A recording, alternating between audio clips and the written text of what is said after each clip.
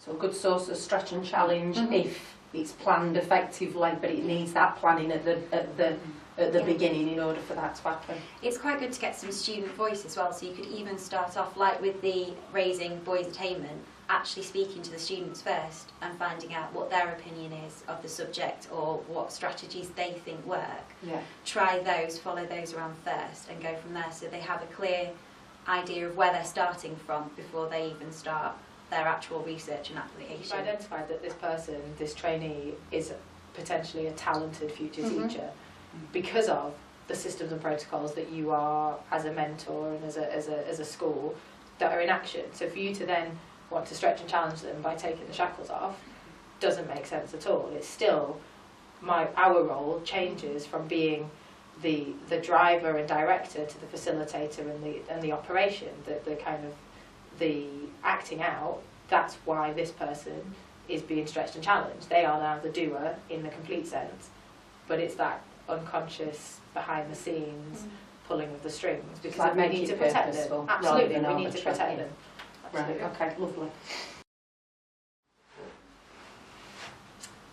We're planning on doing a Shakespeare project if it comes off in English.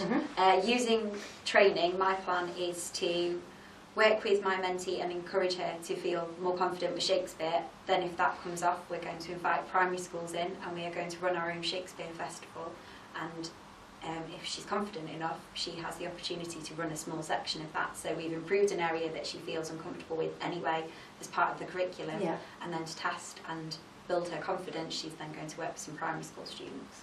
Okay.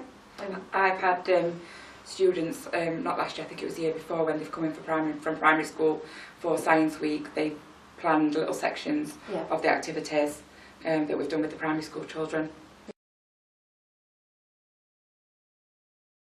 Right, okay, and finally, Gemma, one of the other strategies that we talked about was the outward facing, you know, looking outside school as well for the stretch and challenge.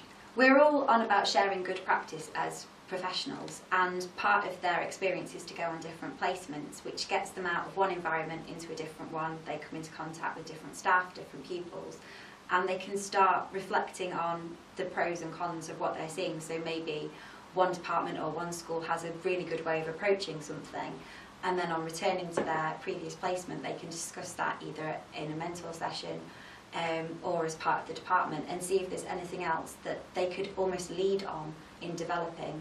Obviously, like Dana was saying, then if you did take it that far you'd need to structure that little bit, but it gives them the opportunity to reflect on what was good, what they may like to take forward, and if there's anything they already thought they were doing well.